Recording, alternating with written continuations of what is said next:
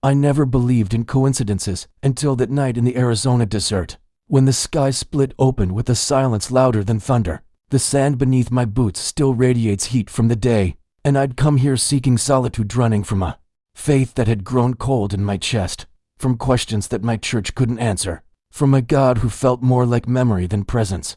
The stars above were doing what they'd done for millennia, bearing witness to human doubt, when suddenly one of them broke free and fell, not like a meteor, not with that screaming brightness we've all seen, streak and vanish, but slow, controlled, impossible, a descent that defied physics and sent my engineer's mind spinning with contradictions. The object was maybe 300 yards from my camp when it struck Earth, and I felt the impact through my bones before I heard it. No explosion, no fire, just a deep resonant hum that made my teeth ache and my heart race with something between terror and inexplicable recognition. The rational part of me screamed to stay put, to call someone, to let this be someone else's discovery. But my feet were already moving toward the glow that now pulsed beyond the ridge. Something ancient in my DNA understood this moment was a threshold, and once crossed, there would be no returning to the man I'd been just minutes before. The pod, because that's the only word that fits, sat partially buried in a crater of glass-smooth sand, and it was beautiful in a way that made my eyes water, metallic but organic, like liquid mercury frozen mid-ripple, its surface covered in symbols that seemed to breathe and shift when I looked directly at them. A pale blue light emanated from seams I couldn't quite focus on, and the air around it tasted electric, charged with ozone and something sweeter, like honey and lightning combined. My hands trembled as I approached, every instinct warning me of danger, but beneath that fear ran a current of something else: destiny, purpose, the sensation of puzzle pieces falling into places I hadn't known were empty. The hum grew louder as I got closer, not in my ears but in my chest, resonating with my heartbeat until I couldn't tell where the sound ended and my pulse began. Steam or smoke, I couldn't determine which, hissed from a crack along what I assumed was the vessel's side. Through that opening, through that wound in the craft, I saw movement. Something was inside, something alive, and every movie, every story, every warning about alien contact evaporated because all I could hear was the sound that came next, a gasp, desperate, drowning, unmistakably the sound of a living being fighting for breath. I didn't think, I simply acted, dropping to my knees and tearing at the crack with hands that suddenly felt divinely guided. The metal peeled back easier than it should have, revealing an interior that glowed with bioluminescent panels and crystalline structures that pulsed like wounded hearts. And there he was, if gender even applies to what I witnessed, a being roughly humanoid, but impossibly refined, his skin the color of moonlight on water, his form draped in something between clothing and living tissue. But it was his eyes that destroyed me, remade me in that instant, multifaceted like diamonds, containing depths and colors I have no words for, and filled with such raw, vulnerable terror and hope that I forgot he was alien at all. He was dying. That much was immediately clear, his chest heaving in spasms, his elegant fingers clutching at a device on his torso that sparked and sputtered with failing light. The air around him shimmered wrong, too thin, toxic perhaps, or simply incompatible with whatever biology sustained him. Our eyes locked, and in that moment I swear I felt the presence of something greater, some unseen hand pressing against my back, urging me forward. This being, this stranger from beyond all human comprehension, needed me, and somehow, impossibly, I understood that I needed him just as desperately. My engineering degree, gathering dust in a career I'd abandoned for safer, smaller dreams, suddenly blazed back to life in my mind. I saw the problem before I could articulate it: the atmospheric processor on his suit damaged, unable to convert our oxygen to whatever mixture his body required, tubes disconnected, a filtration membrane torn, crystalline components shattered, and bleeding some luminous fluid onto the craft's floor.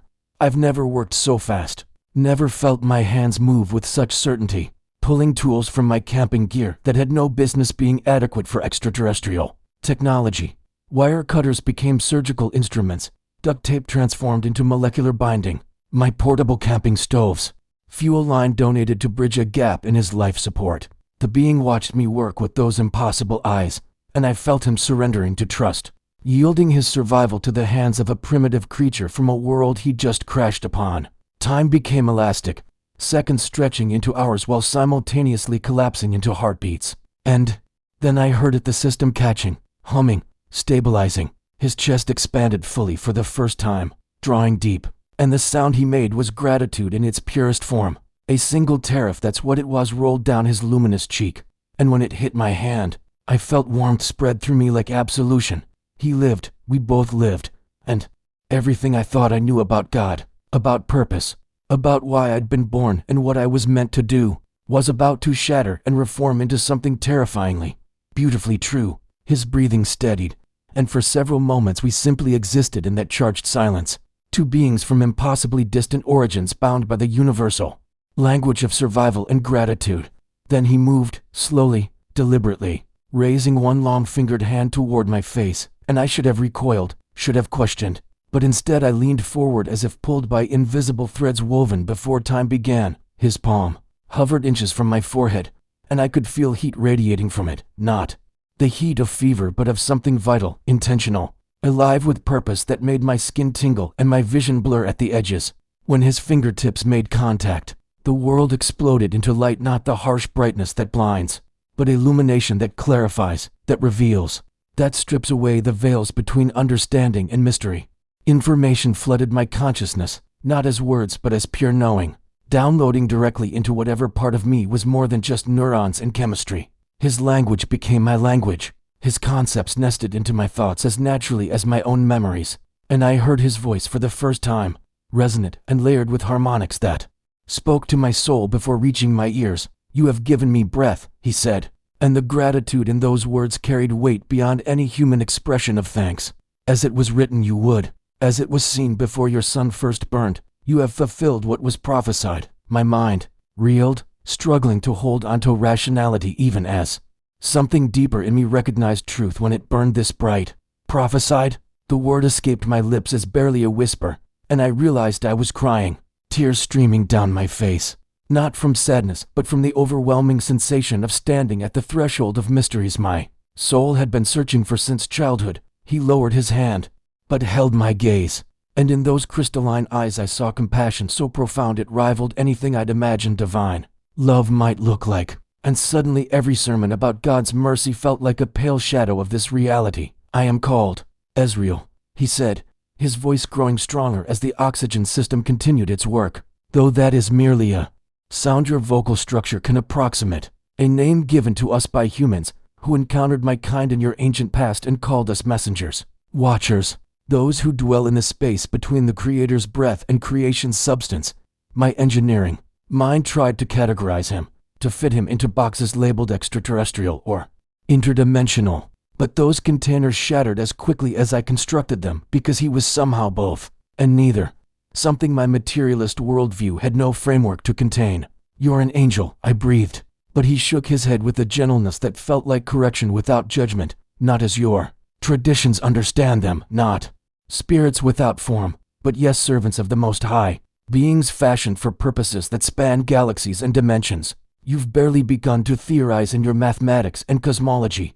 He struggled to sit upright, and I instinctively supported him, my human hands on his alien shoulders, and the contact sent waves of recognition through me as if my cells remembered his kind from some ancestral encounter written into human DNA. "Our meeting is not accident," Ezreal continued, his eyes scanning the interior of his damaged craft, with what I interpreted as concern mixed with resignation, before returning his focus to me with an intensity that made me feel simultaneously microscopic and cosmically significant. "Among your people, you are called by a name, but before the foundation of your world was set, before your species drew its first breath, you were known your choices, your doubts, your path that would lead to this desert, to this night, to this moment of contact, that will ripple through the remainder of your days and beyond." The impossibility of his words warred with the absolute certainty I felt in my chest, that deep recognition that sometimes truth arrives not through logic, but through resonance, through the way certain words unlock doors in your spirit you didn't know existed.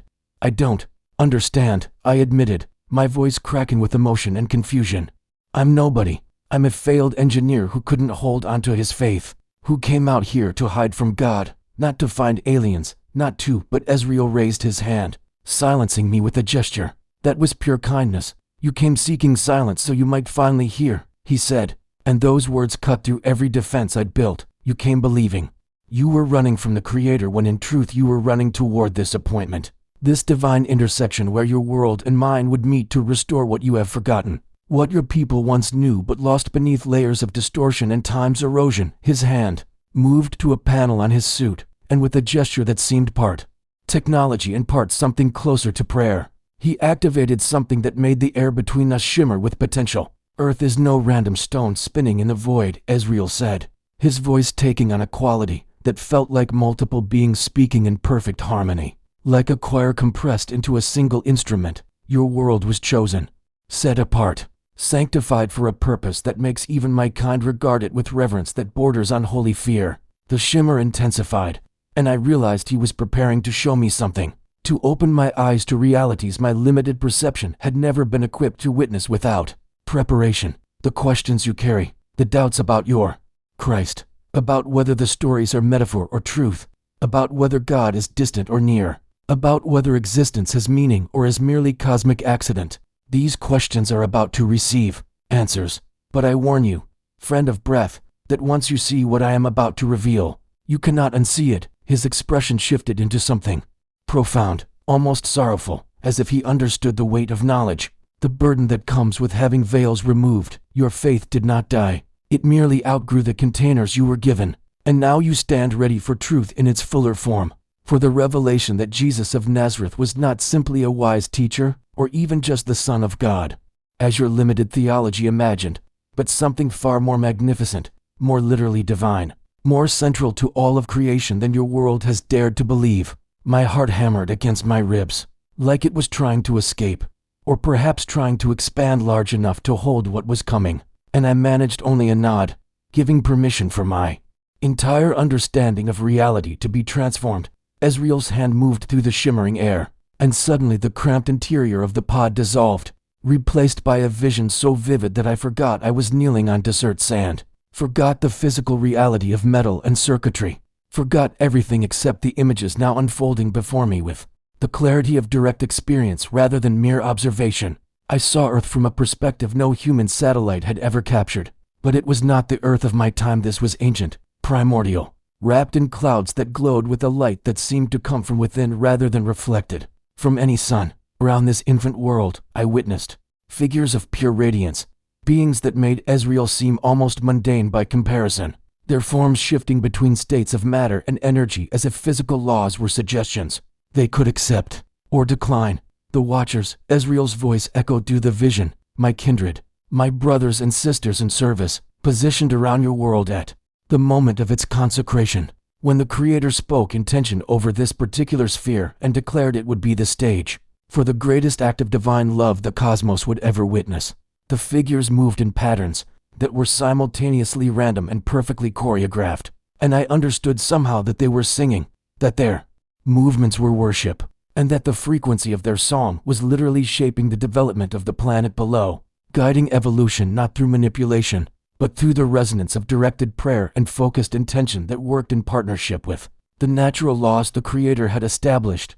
The vision shifted, time accelerating in ways that made my perception stretch and blur, and I watched continents form and shift, watched life emerge from oceans, watched creatures rise and fall in the great dance of existence. And through it all I saw the Watchers maintaining their positions, their vigilance never wavering, their purpose absolute. Then the image focused, zooming toward a specific point in history that I recognized from countless Sunday school lessons and Renaissance paintings. Yet what I witnessed now shattered every artistic interpretation I'd ever seen. A small town in ancient Judea materialized before me, but surrounding it, invisible to the human inhabitants going about their daily routines, were layers upon layers of reality, dimensions stacked like infinite sheets of glass. And in each dimension I saw beings of various orders watching with an attention so intense, it felt like the entire universe was holding its breath. At the center of this cosmic attention was a woman, young and frightened and impossibly brave, and I watched as something happened that my mind could barely process. A convergence, a folding of dimensions, a moment when the infinite compressed itself into the finite, when the Creator who spoke galaxies into existence somehow, impossibly, poured the fullness of divine nature into a single human cell. The incarnation, I whispered, and Ezreal's presence beside me in the vision nodded with a reverence that made me understand I was witnessing the most significant event in cosmic history. The moment when God proved that love was not abstract principle, but concrete action. Not distant sentiment, but intimate participation in the suffering and joy of created beings. What your scriptures recorded as metaphor was witnessed by my kind as literal truth, Ezriel said, his voice thick with emotion that transcended species. The word became flesh, yes, but understand what that means in its fullness, the fundamental frequency upon which all reality is built, the divine logic that holds atoms together and guides stars in their courses, the love that is not merely an attribute of God but the essential nature of God's being. This became human, became vulnerable, became mortal. The vision showed me Jesus now, but not as the pale European figure from church windows. I saw him as he truly was, a Middle Eastern man with calloused hands and sun-weathered skin, laughing with friends, weeping with mourners, touching untouchables, and surrounding him always, visible only in this heightened state of awareness, was light, not metaphorical, but actual illumination that pulsed with every heartbeat, that intensified with every act of compassion, that connected him to something vast and infinite that existed simultaneously in all times and places. I watched him heal the sick, and in that expanded vision I saw what was really happening. His touch was realigning them with their original design. His words were speaking the same creative authority that first said, "Let there be light." His presence was restoring the connection between heaven and earth that had been damaged by humanity's choice to believe in separation from God. Every miracle was not a violation of natural law but a revelation of deeper laws. The physics of divine love operating at frequencies science had no instruments to measure. And I wept because I understood finally that the supernatural was not the opposite of natural, but the completion of it, the fullness of how reality was always meant to function. The vision intensified, moving toward the moment I both dreaded and needed to see. And I watched Jesus in the garden praying with such intensity that the dimensional barriers grew thin. Watched him arrested and tried and mocked. Watched the long walk to execution. And what broke me completely was seeing the watchers surrounding the scene. Seeing Ezriel's kind standing at attention with tears streaming down their faces. Seeing their hands clenched in restraint because they possessed the power to intervene, but had been commanded to witness instead, to let love prove itself through sacrifice rather than force. He could have called legions of us to his defense. Ezriel whispered, his own voice breaking, "But the salvation of your world and all worlds connected to it required not the demonstration of power but the demonstration of love. That God would rather die as one of you than live separated from you. That the Creator valued relationship with creation enough to pay the ultimate cost of bridging the gap that sin and choice had carved into reality." I watched the crucifixion, but I also saw beyond it, saw how that single death sent shockwaves through every dimension, how the blood that fell on Roman soil simultaneously fell in spiritual realms I had no names for, how the moment of his death was the moment when the barrier between humanity and divinity was torn open permanently, irreversibly, and I understood that the resurrection that followed 3 days later was not God bringing Jesus back, but Jesus revealing that divine love cannot be killed, that life rooted in the Creator's nature is eternal by definition, and that he had opened a pathway for all humanity to follow from death into life, from separation into union, from fear into love that casts out fear because it is perfect, complete, and absolutely real. The visions faded like morning mist under desert sun, and I found myself back in the cramped reality of the pod, my knees aching against metal floor, my face wet with tears I didn't remember shedding, my entire body trembling with the aftershocks of what I'd witnessed. Ezriel was watching me with those crystalline eyes that now seemed less alien and more like windows into depths I was only beginning to comprehend, and I realized that the casual distinction I'd always made between the physical and spiritual realms had been shattered completely, replaced by an understanding that reality was far more integrated, far more intentional, far more alive than my materialistic worldview had ever allowed. "Why?" I managed to whisper, my voice hoarse and broken. "Why show me this? I'm nobody, just an engineer on a camping trip, just a guy who stopped going to church because the sermons felt empty and the rituals felt hollow, just someone who believed in equations and evidence and things I could measure and test." Ezriel reached out slowly, giving me time to pull back if I wanted, but I didn't move as his long fingers touched my forehead again, and this time instead of language downloading into my mind, I felt something else, memories that weren't mine, images of myself from perspectives I'd never occupied, moments from my life played back as if someone had been watching, had been paying attention, had been present even when I felt most alone. I saw myself as a child, no more than 7 years old, lying on my back in the grass of my grandmother's farm, staring up at stars and asking questions that made the adults uncomfortable, not childish questions, but profound ones about why we existed, whether God was lonely before creation, whether love meant anything if there was no choice involved, whether the universe cared that I was lying there watching it. I saw myself in high school, the night my father died, sitting in the hospital chapel, not praying because I didn't know how anymore, but weeping and whispering into the silence that if God was real, then he was either cruel or absent.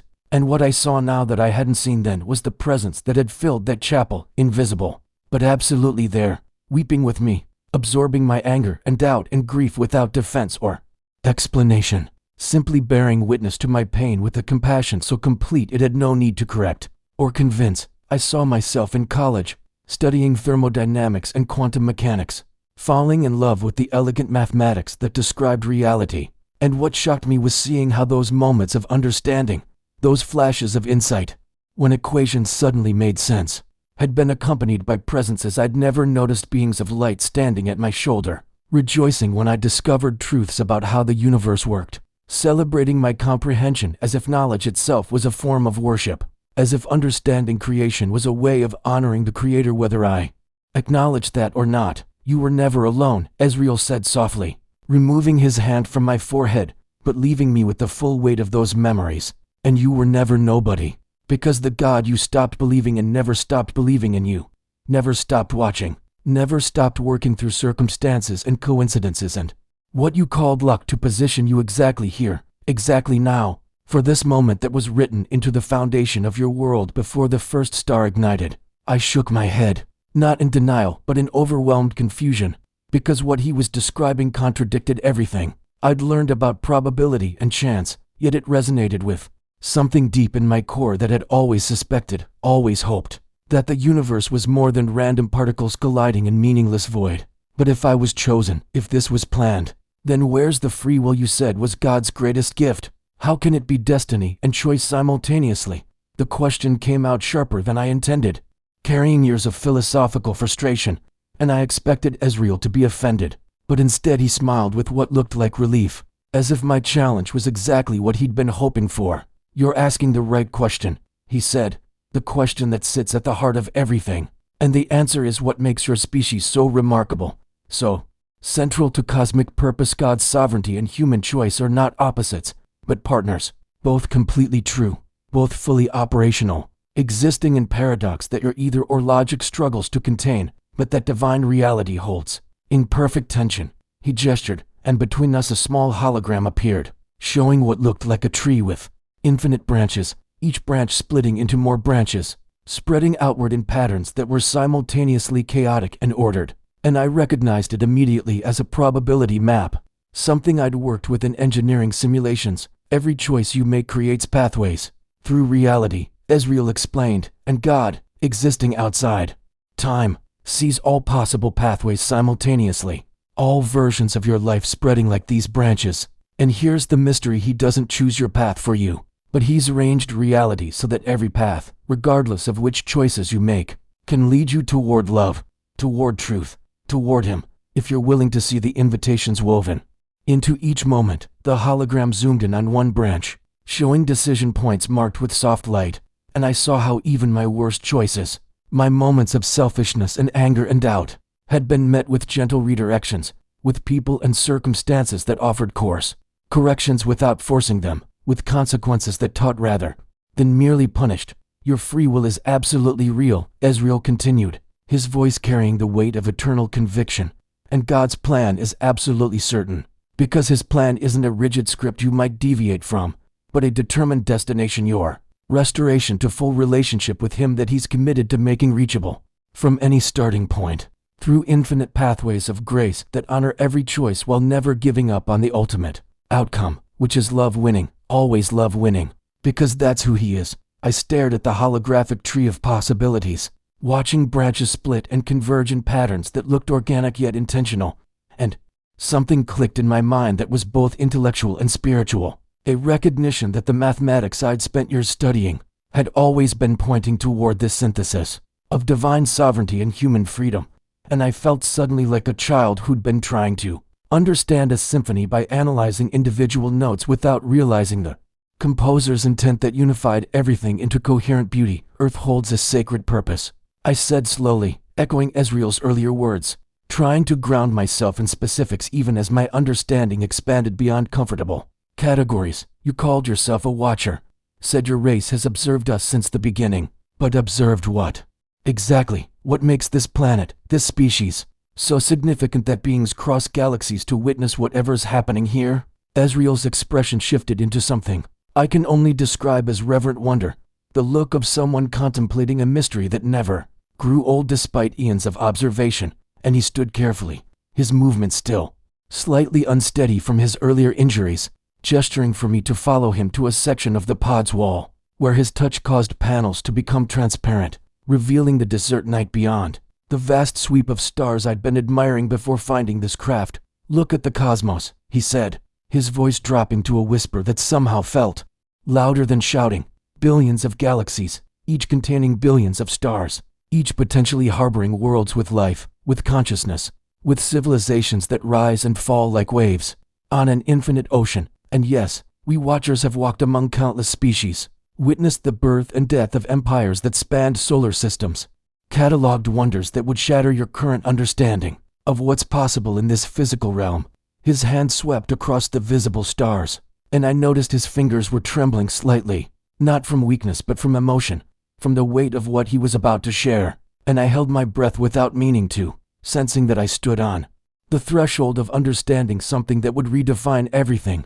But nowhere, in all our travels, across all the dimensions we can access and the timelines we can observe, have we ever encountered what exists here on Earth, a species created in the direct image of the infinite, embedded with the Creator's own nature, given the terrifying freedom to choose love or reject it, making this planet the single point in all of reality where the question of whether love can triumph without coercion is being actively, dramatically, painfully answered through the lives of 8 billion souls navigating choice every moment of every day. The transparent wall suddenly flickered, and images began overlaying the starfield, showing worlds I'd never seen, cities of light and crystal, beings of forms both beautiful and strange, civilizations whose technology looked indistinguishable from magic. And through all these images ran a common thread I slowly recognized as a kind of harmony, an order that was perfect and peaceful, but somehow lacking the dangerous spark I saw in human eyes. The other races, Ezreal continued, and now his voice carried a note of something almost like envy, were created good, and they remained good, following the natural order of love because deviation never occurred to them, because they're like instruments that play only the notes they were designed to play, and there's beauty in that, profound beauty, but not the beauty of a soul that has seen darkness and consciously chosen light, not the weight and worth of love that could have been withheld, but was given anyway, not the magnificent defiance of a heart that forgives when it could justly harbor hatred, that serves when it could righteously demand service, that sacrifices when every logical calculation says to preserve itself. I watched the images shift, showing now what I somehow understood were the watchers themselves through history, tall figures standing at the edges of human events, never interfering, but always present, witnessing moments I recognized from history books and religious texts. And what staggered me was seeing them at crucifixions and in concentration camps, at bedsides where parents forgave the drunk drivers who killed their children, in homeless shelters where the broken served the more broken, their crystalline eyes always recording, always reverent, always amazed by what humans did when pushed to extremes. We are called watchers because we were assigned by the Ancient of Days to observe and testify, to be witnesses to the cosmic experiment that is human existence, to record every act of authentic love that emerges from genuine choice, because each such act echoes across dimensions, reshaping reality itself, proving that the Creator's gamble on free will was not divine foolishness but divine genius, a method of generating love so pure and powerful that it justifies all the risk. I was still processing the weight of what Ezreal had said about Earth's sacred purpose, when his hand moved to a crystalline panel embedded in his chest plate, and the moment his fingers touched it, the entire interior of the pod dissolved into light around us, not blinding but enveloping, and I felt my body go rigid with a fear that was instantly replaced by awe as I realized I was still standing on solid ground even though every visual reference point had vanished into a luminous void that seemed to extend infinitely in all directions. "What you're about to witness," Ezreal said, his voice now coming from everywhere and nowhere, "is not a recording or a simulation, but a dimensional echo of the most significant event in cosmic history. The moment when the infinite compressed itself into finite form. When the Creator entered creation not as a distant observer, but as a participant in the very suffering and limitation that free will had introduced into existence. The light around us began to coalesce into shapes and forms, and I saw what looked like Earth but not the Earth I knew, overlaid with geometric patterns and frequencies that pulsed with colors I'd never seen before. Colors that seemed to carry meaning beyond mere wavelength. And threading through everything was a golden cord of energy that Ezreal's hand indicated, with something approaching worship in his gesture. Every culture has tried to describe him, with the tools available to their understanding: prophet, teacher, revolutionary, manifestation of God, but the truth we watchers witness transcends all categories, he continued, and now the formless light was shaping itself into a figure, human in appearance, but radiating cascades of energy that rippled across dimensions. I could somehow perceive, but not fully comprehend. Jesus of Nazareth was God's direct answer to the question of suffering, the Creator's refusal to remain separate from the consequences of freedom.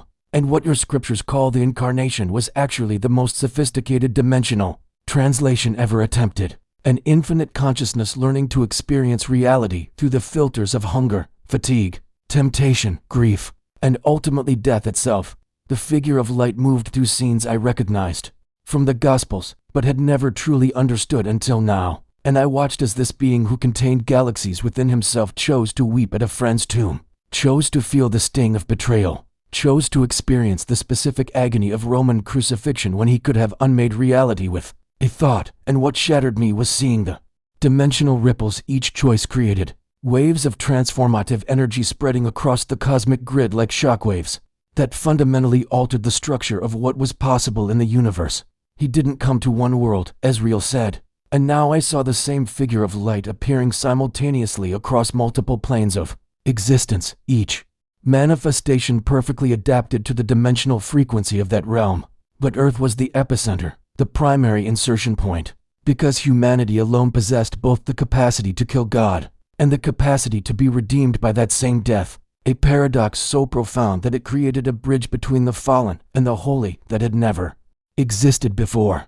I watched in stunned silence as the crucifixion unfolded, not as the tragic end I'd always imagined, but as a surgical strike against the very foundations of evil. Each drop of blood that fell transforming the spiritual architecture of reality, recalibrating the fundamental constants in ways that made love more powerful than hatred, sacrifice more effective than violence, forgiveness more transformative than revenge. The figure on the cross suddenly blazed with such intensity that I had to close my eyes. But the light penetrated my eyelids, my skull, my entire being, and I felt rather than saw the moment of death that was simultaneously the moment of victory. The instant when separation from the Father became unbearable and therefore could never be permanent. When the cry of abandonment became the war cry that shattered every prison that had ever held a human soul. This is who Jesus truly was and is, Ezreal said softly, and I could hear tears in his voice, though I couldn't see his face through the blazing light. Not a wise man who became divine, but divinity that chose to become fully human, learning experientially what it costs to love creatures who can refuse that love, and proving through resurrection that consciousness rooted in the Creator's nature cannot be permanently extinguished by any force, in any dimension, that love literally has the final word, written into the source code of existence itself. When the light finally dimmed enough for me to open my eyes, I found myself on my knees without remembering falling, my face wet with tears I hadn't felt forming, and the pod's interior had returned to its original metallic appearance. But everything looked different now, charged with significance, as though I'd been seeing reality in black and white my entire life and had just discovered color existed. Ezreal knelt beside me, his hand on my shoulder, his crystalline eyes reflecting something that looked like joy mixed with sorrow, and he waited patiently while I struggled to find words adequate to what I'd just experienced. Though we both knew no such words existed in any human language, the resurrection, I finally managed, my voice hoarse and broken. You said it was witnessed across dimensions. But what does that mean practically? What actually happened in that tomb that changed everything? His grip on my shoulder tightened, anchoring me as he answered with the careful precision of someone who'd spent eons contemplating this exact question. What your scriptures call resurrection was actually a demonstration of consciousness, operating beyond physical limitation. Jesus proving that identity rooted in divine love persists regardless of biological status. That death is not a wall but a doorway. And the reason this was witnessed across dimensions is because the event generated a frequency shift that propagated instantaneously throughout the entire multidimensional structure of creation. A signal that every watcher, every angel, every being capable of perceiving beyond the material plane recognized as the sound of chains breaking, of doors unlocking, of the way home being opened for every soul that had ever felt separated from its source. I looked down at my hands, still trembling, and tried to integrate what I was hearing with everything I'd been taught in church as a child. All the Sunday school lessons that had seemed like nice stories, but never quite real, never quite relevant. To the world of engineering and physics I devoted my life to understanding. So when Christians talk about Jesus saving the world, I said slowly, working through implications that were reordering my entire mental framework. They're not just speaking metaphorically or religiously. They're describing an actual metaphysical event that restructured reality at the deepest possible level, making something possible that wasn't possible before. Ezreal nodded, his expression radiating approval, like a teacher watching a student grasp a difficult concept, and he stood, pulling me gently to my feet, steadying me when my legs wobbled beneath the weight of understanding. Exactly, he said, and his voice carried the ring of absolute truth, the sound of something that couldn't be argued with because it was woven into the fabric of what is. And the message of love that Jesus taught wasn't just moral instruction or philosophical wisdom. It was technical information about how reality actually operates at the quantum level and beyond. The revelation that consciousness connected to divine love literally creates and sustains the structure that allows anything to exist. That every atom is held together by the same force that held Jesus to the cross when he could have descended. The force you call love and we call the fundamental frequency, the carrier wave on which all other information travels across the unified field of existence. I stared at him, my engineer's mind suddenly seeing equations I'd studied for years in an entirely new light, recognizing patterns in physics that mirrored patterns in theology, understanding for the first time that the universe's fine-tuning wasn't coincidence but signature, not accident but authorship, and that the story of Jesus wasn't separate from the story of cosmic evolution, but was instead the key that made every other story comprehensible, the lens that brought everything into focus. I was still reeling from the vision of the crucifixion, my mind struggling to reconcile the being of pure light with the man who had bled on Roman wood. When Ezreal gestured again toward the crystalline panel and the air between us shimmered with new images, these ones moving with the urgency of witnesses who couldn't contain what they'd seen. And I recognized the garden tomb even though it looked simultaneously ancient and immediate, existing in multiple time frames at once. The resurrection, Ezreal began, his voice carrying a tremor of emotion that seemed unusual for someone who'd witnessed eons of history, was not simply Jesus returning to life as Lazarus had. Not merely a reversal of death, but a complete transcendence of it. The moment when human flesh learned to operate on frequencies previously reserved for pure spirit. And what makes this event cosmically significant is that it propagated across every dimension, simultaneously. A shockwave of impossible possibility that every conscious being capable of perceiving beyond material reality experienced as the universe itself gasping in astonishment. The images showed beings I couldn't classify, some humanoid like Ezreal and others so alien they defied description, all of them turning suddenly toward the same point in spacetime, their various sensory organs widening in synchronized wonder. And I understood I was watching the moment Sunday morning broke across not just Earth but across the entire multidimensional structure of creation. We, watchers, had maintained our vigil through the crucifixion with hearts that broke in ways we didn't know were possible. He continued, and I saw tears forming in his crystalline eyes again, because we understood what it cost the infinite to experience that quality of abandonment, that specific flavor of cosmic loneliness when the Father turned away because he cannot look upon sin, even when that sin was carried by the only truly innocent being who had ever existed. And we feared, despite our knowledge, that perhaps this time love had gambled too much, that the weight of humanity's darkness might prove too heavy even for divinity to lift. The scene shifted to show the stone rolling away, not from human effort, but from the pressure of energy building inside the tomb, like a dam about to burst.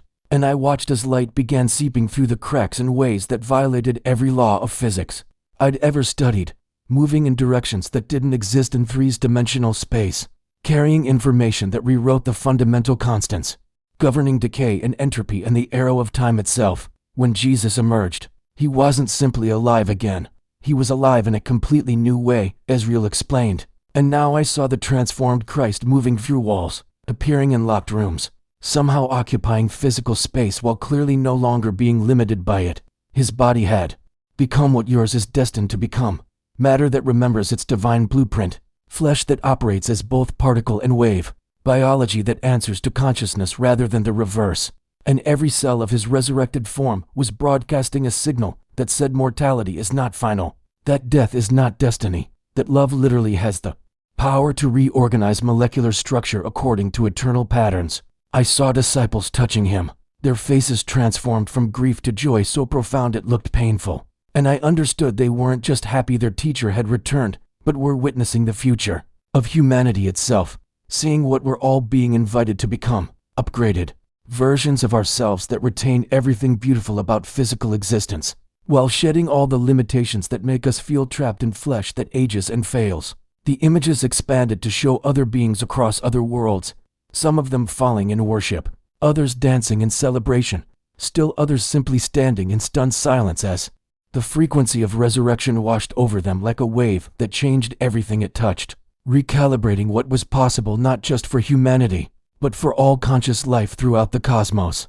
And I felt my own body responding to the echo of that ancient signal, every cell somehow remembering something it had never experienced but had always known. This is what we mean when we say his resurrection was witnessed across dimensions, Ezreal said, his hand now pressed against his own chest as though feeling his heart beat with renewed wonder at the memory. Every realm that intersects with Earth's position in the cosmic architecture felt the shockwave of death being defeated, felt the fundamental frequency of love proving itself more powerful than entropy, more enduring than darkness, more real than the illusion of separation that makes us think we're anything other than beloved, children of an infinite creator who refuses to let us remain lost. I watched as the images showed this resurrection light spreading like dawn across a multi-dimensional landscape, touching worlds I couldn't name, healing rifts I couldn't understand, restoring connections that had been severed when humanity first chose knowledge of good and evil over simple trust. And everywhere the light touched, chains dissolved and doors opened, and beings who'd forgotten their true nature suddenly remembered. They were designed for eternity, crafted for communion, built to house the very presence of God within the temple of their own consciousness. The message of love that Jesus embodied and then demonstrated through resurrection isn't philosophical poetry. It's engineering specifications, Ezreal continued, his voice building with intensity now. It's the blueprint for how consciousness interfaced with divine love can literally restructure physical reality, how forgiveness isn't just emotional release but quantum healing, how worship isn't just singing songs but aligning your personal frequency with the fundamental frequency that sustains all existence. And this is why your planet matters so much, why Earth is watched and fought over, because here the template was established, here the proof was demonstrated, here the door was opened that can never be closed again. I found myself nodding, tears streaming freely now as pieces clicked into place, as the resurrection stopped being a miracle I was supposed to believe despite evidence, and became instead the evidence that explained everything else, the single data point that made sense of the entire cosmic equation, the hinge upon which all of history turns and all of future hangs. Balanced, so everyone who accepts this, I said, my voice barely above a whisper, but carrying the weight of a question that encompassed my entire existence. Everyone who believes in Jesus and what he accomplished through death and resurrection. They're not just joining a religion or adopting a philosophy. They're literally plugging themselves into the power source that runs the universe, connecting their consciousness to the frequency that reorganized his body in that tomb and wants to reorganize ours the same way. Ezreal smiled then, and it was the most beautiful expression I'd ever seen on any face, human or alien, radiant with joy that seemed to expand the space around us. And he placed both hands on my shoulders, his crystalline eyes meeting mine with an intensity that felt like being seen all the way down to the atomic level, known completely and loved anyway. Now you understand, he said simply. And those 3 words contained more affirmation than I'd received in my entire life. Now you see what we Watchers have been protecting and pointing towards since the garden, since the first humans looked up at stars and wondered if someone was looking back, since the first heart broke and cried out for meaning in the midst of suffering. And the answer has always been the same, has always been him, the Word made flesh who died to prove death is temporary, and rose to demonstrate that love is the only permanent thing in a universe built on love's foundation, held together by love's intention, and destined to culminate in love's complete victory over everything that pretends to be stronger, but is actually just noise and shadow fleeing from the dawn. The images faded then, the crystalline panel dimming back to ordinary metal, but the light I'd witnessed seemed to have imprinted itself behind my eyes, and I knew with absolute certainty that I would never see reality the same way again, that every sunrise would remind me of resurrection, every heartbeat would echo the fundamental frequency, and every breath would be a whisper of the same spirit that raised Jesus from death and now lives in everyone who opens themselves to receive it, making us all walking witnesses to the truth that consciousness rooted in divine love cannot be extinguished by any force in any dimension, that we are all destined for the same transformation that turned a crucified rabbi into the resurrected Christ who holds galaxies in his hands while still bearing the scars that purchased our freedom. I was still absorbing the magnitude of the resurrection, still feeling the echo of that cosmic shockwave reverberating through my chest, like a second heartbeat, when Ezreal's expression shifted into something more solemn, more urgent, and the crystalline panel before us flickered back to life with images that made my breath catch, because I recognized my own world, my own cities, my own species moving through daily routines completely unaware of the battle being waged around and within them. There is something you must understand about why Earth matters so profoundly, why your species specifically has become the focal point of cosmic attention, Ezreal began, his voice carrying a gravity that made the air feel heavier. And it has everything to do with the gift your Creator gave you that makes angels envious and demons furious, the gift that turned a planet of biological creatures into the most strategically significant location in all the dimensional territories we monitor. He gestured and I saw the garden again, Eden in its original glory, but this time I noticed something I'd missed before, the way light moved differently around the humans there, the way their choices seemed to ripple outward affecting the very fabric of reality around them, creating patterns that propagated across dimensions like stones thrown into an infinite pond. Free will, I whispered, and Ezreal nodded slowly, his crystalline eyes reflecting the images between us as though they pained him and awed him in equal measure. And I understood I was about to learn why humans alone carried a burden and a blessing that made us simultaneously the most vulnerable and most powerful beings in creation. Your Creator didn't just make you in his image aesthetically, giving you form that echoes his own preferences for how consciousness should house itself in matter, Ezreal continued. And now the images showed countless worlds with countless beings, some of them following predetermined paths, like rivers carved into ancient stone, beautiful but utterly predictable. He gave you the one thing that makes love real rather than programming, that transforms obedience from mechanical response into genuine worship, that turns relationship from cosmic puppetry into authentic communion between free agents who choose each other continuously, rather than being forced into connection.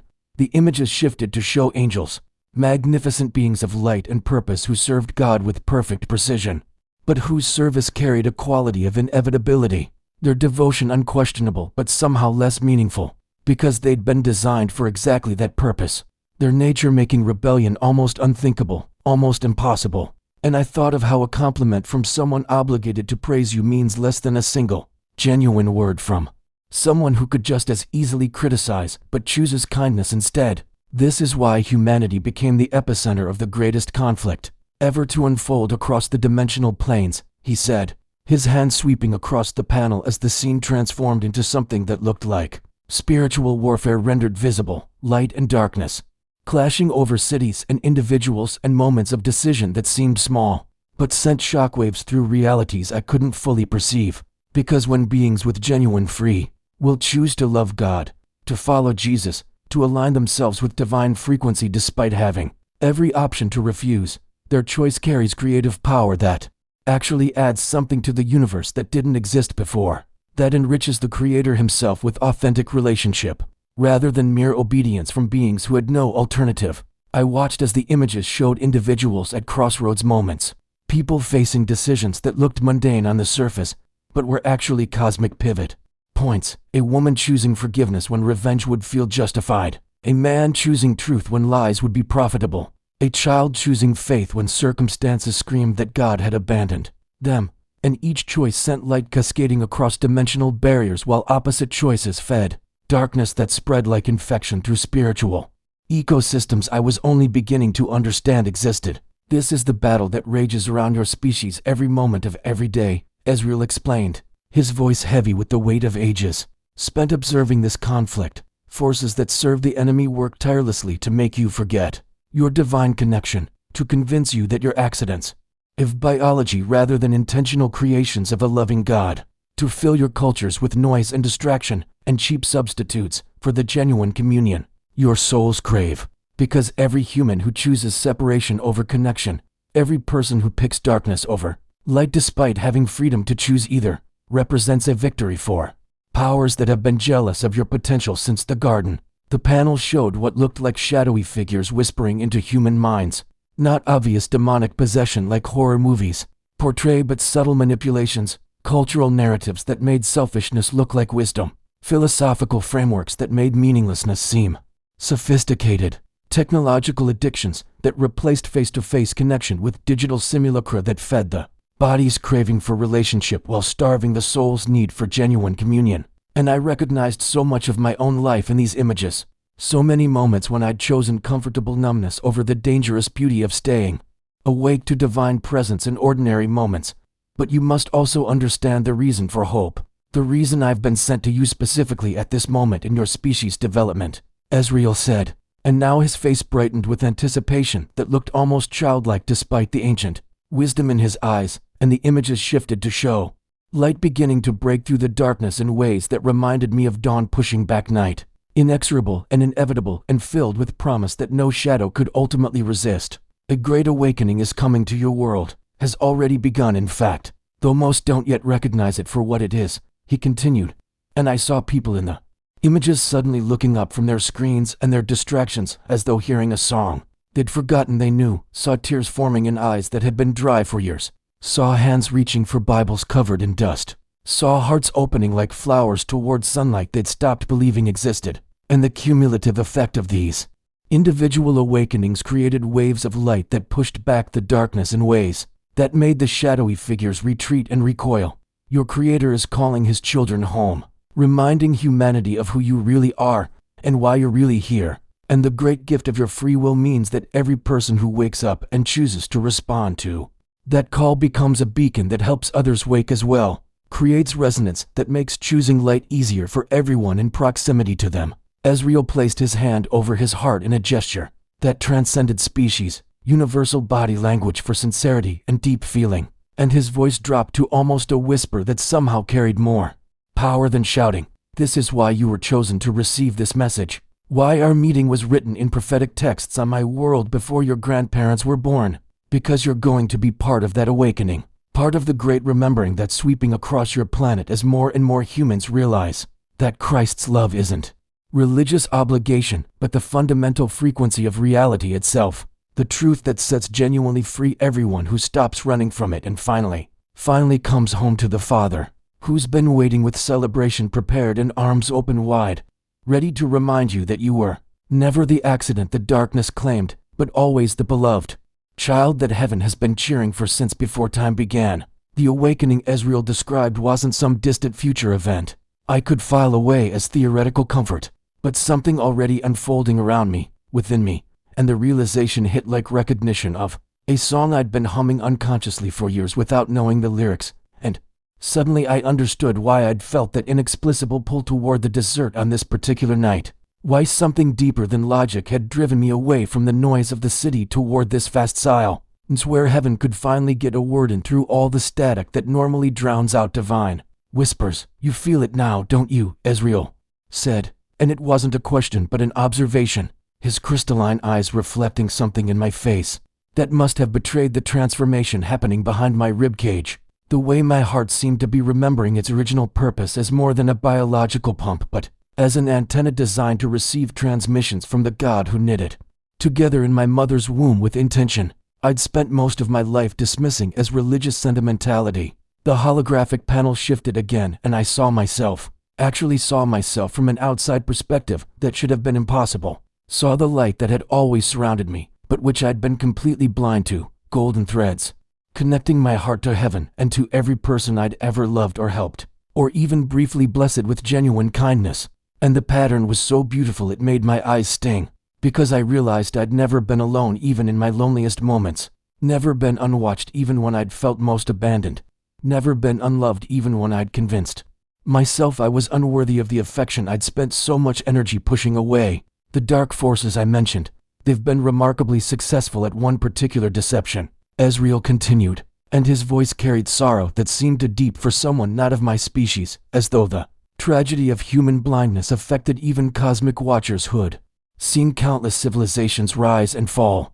They've convinced much of your world that Christ's message is just another religious system, just another set of rules and rituals, and cultural preferences that divide humanity into tribes who fight over whose interpretation is most correct, when the truth is so much larger and more foundational than any denomination or theological framework could possibly contain. The images showed churches with locked doors and arguments over doctrine while outside their walls.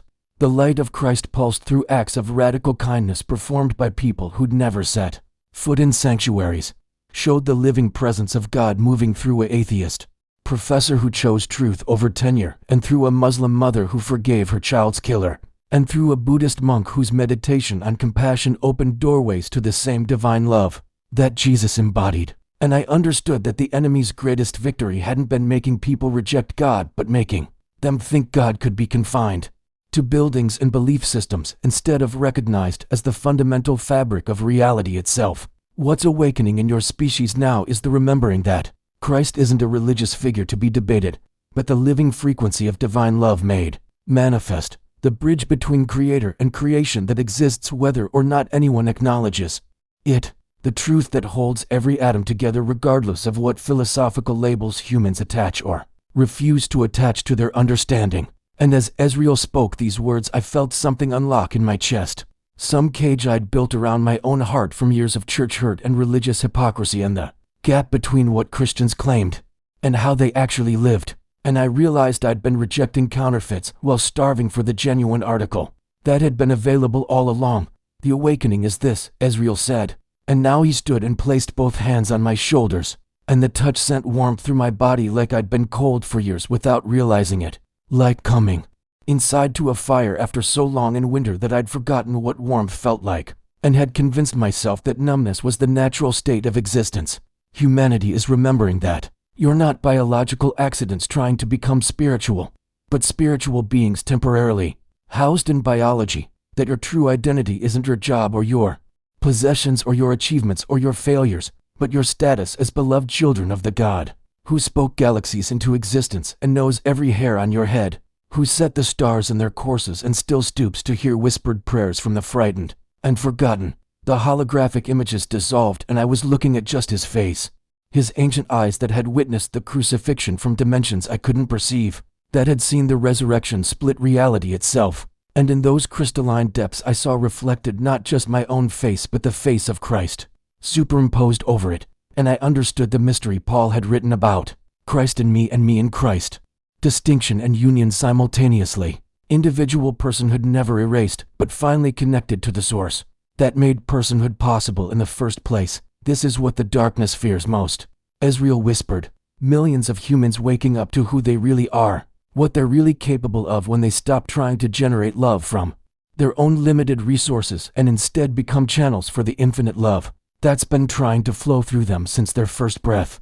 The love that isn't emotion or sentiment, but the creative force that spoke existence into being and holds it together still. As his words settled into my bones like truth my body had been designed to recognize, I saw the final images appear between us without the panel, just hanging in the air like we'd moved beyond technology into something more fundamental. And they showed a planet awakening, showed light spreading from person to person like holy contagion, showed the enemy's fortifications crumbling as more humans remembered their divine connection and chose love over fear, chose forgiveness over bitterness, chose hope over despair despite having every reason to pick darkness instead, and their choices rewrote reality in ways that cascaded across dimensions, sent shockwaves through spiritual realms, changed what was possible in a universe where free will meant human decisions, carried creative power that even angels couldn't wield.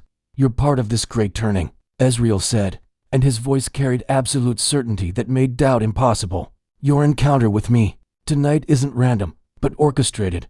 Your survival of every trial that almost destroyed you wasn't luck but preparation. Your questions and doubts and wrestling with faith weren't failures, but the exact process necessary to forge someone who could receive this message and carry it back to a world that's ready to hear it, desperate to hear it, dying to hear it whether they know it or not."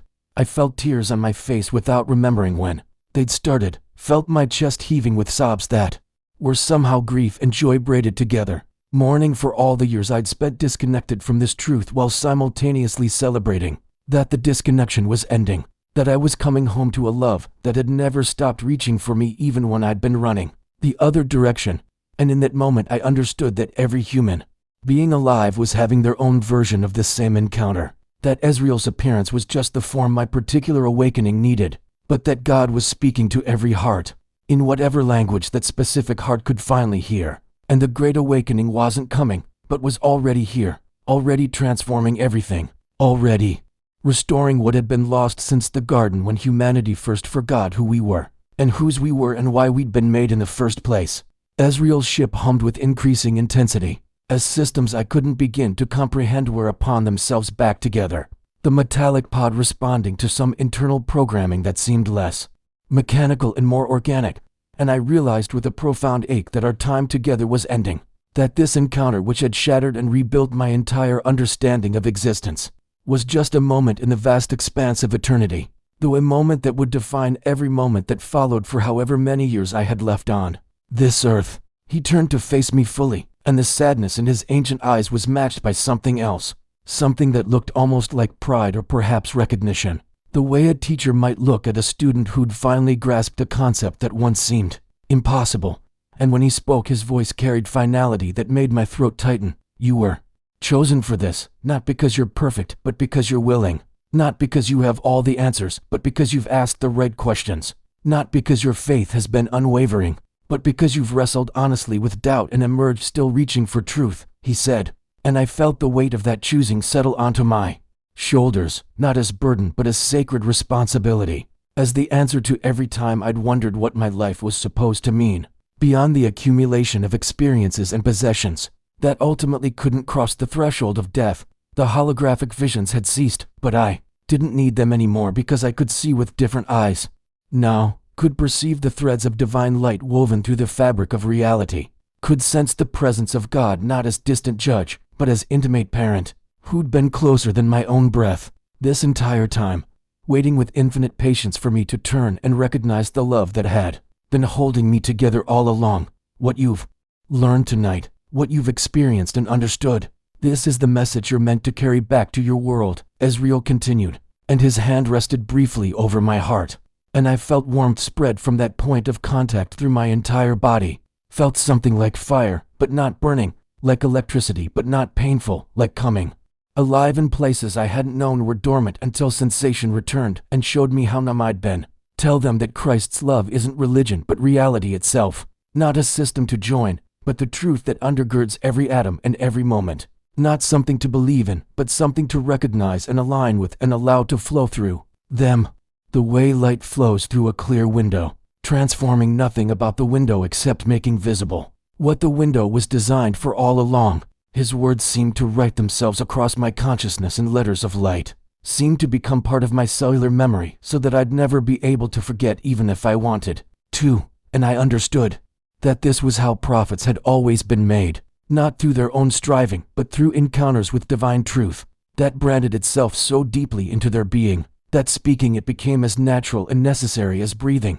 I thought of everyone I'd ever known who was hurting, everyone who'd been wounded by churches or convinced by culture that God was either non-existent or indifferent, everyone who'd settled for the hollow substitute of material success or temporary pleasures, because they'd never been told they were created for connection with the infinite. And I felt such overwhelming love for humanity that it shocked me. This fierce protective tenderness for my species and our beautiful broken fumbling toward light we can barely perceive, but somehow keep reaching for anyway. They need to hear this, I whispered, and my voice cracked with the enormity of it. They need to know they're not alone, not abandoned, not forgotten. That every moment of suffering hasn't been meaningless, but has been held in hands that bear the scars of nails. That God isn't watching from a distance, but is woven into their story at the most fundamental level. Ezreal nodded and stepped back toward his ship, and I saw that it had fully repaired itself, the damaged panels now seamless and whole, the systems glowing with readiness that signaled his departure was imminent, and panic fluttered in my chest because how could I do this? How could I possibly carry this message with any adequacy when I was just a person who'd been lost in my own darkness mere hours ago? Just an engineer with more questions than answers in a faith history complicated by disappointment and doubt. You're wondering if you're sufficient for this task, he said, reading my expression with the ease of someone who'd observed human nature across millennia. And his smile was gentle as he added, "You're not. And that's precisely why you're perfect for it. Because when you speak this truth, people will see that it came through you, not from you. Will recognize that you're simply a witness, testifying to what you've experienced rather than an expert claiming authority you don't possess. And that authenticity will reach hearts that have learned to deflect religious certainty, but haven't yet built defenses against genuine encounter." His words steadied something in me, shifted my perspective from the impossibility of the task to the sufficiency of the one who'd assigned it. And I remembered that every person God had ever called had felt inadequate. That Moses stuttered and Gideon hid and David was overlooked and Mary was young, and Peter denied and Paul persecuted. And still the message spread because it carried its own power independent of the messenger's qualifications. The desert air had grown cold with the deep chill that comes just before dawn, and I could see the faintest lightning along the eastern horizon, could sense the world preparing to wake into a day that would look the same as yesterday, but would actually be fundamentally different because of what had happened in this hidden place where heaven touched earth in the form of a crashed pod and a dying watcher and a struggling human who'd been invited into mystery beyond comprehension. "Remember," Ezreal said as he reached the entry of his ship, turning back one final time with crystalline eyes that seemed to contain entire galaxies. "Christ's love is not something you have to defend or prove or argue anyone into accepting. It's the living architecture of reality itself, the frequency that holds quarks together and spins planets in their orbits and beats your heart without your conscious effort. And your only task is to help people recognize what's already there, already true, already working in their lives whether they've had language for it or not." He raised his hand in a gesture that might have been blessing or farewell or both, and I raised mine in mirror response. And then he was inside and the pod was lifting with impossible silence, rising through the darkness toward stars that suddenly seemed less like distant burning gas and more like the lights of home seen from very far away. And I stood there in the Arizona desert with tears streaming down my face and joy blazing in my chest and the absolute unshakable certainty that I'd been touched by something real, something true, something that would redefine every remaining day of my life. As his ship disappeared into the sky, becoming just another point of light, indistinguishable from the countless others scattered across the cosmic canvas, I felt no sadness because I understood now that separation was an illusion, that the connection forged tonight existed beyond physical proximity, that I'd carry Ezreal's message and more importantly the truth behind that message into every conversation and relationship and quiet moment of prayer that would fill my future, and that somehow impossibly wonderfully this ending was actually a beginning, the start of the awakening I was meant not just to witness, but to participate in, to facilitate in whatever small ways my ordinary extraordinary life would allow. And I turned toward where my camp waited and where, beyond it, the world slept unaware that one of its own had been fundamentally changed, and was coming back with news that would sound like madness, but would carry the ring of truth that resonates in the deepest part of every human soul, the truth that we're loved beyond measure by the God who is love itself, that Christ's sacrifice bridged every gap, and that the purpose of existence is simply this: to receive that love and let it flow through us, to a world desperate for the only thing that's ever truly mattered. What truth have you been running from that might actually be trying to save you? If this story moved something in your spirit, subscribe so you don't miss what comes next.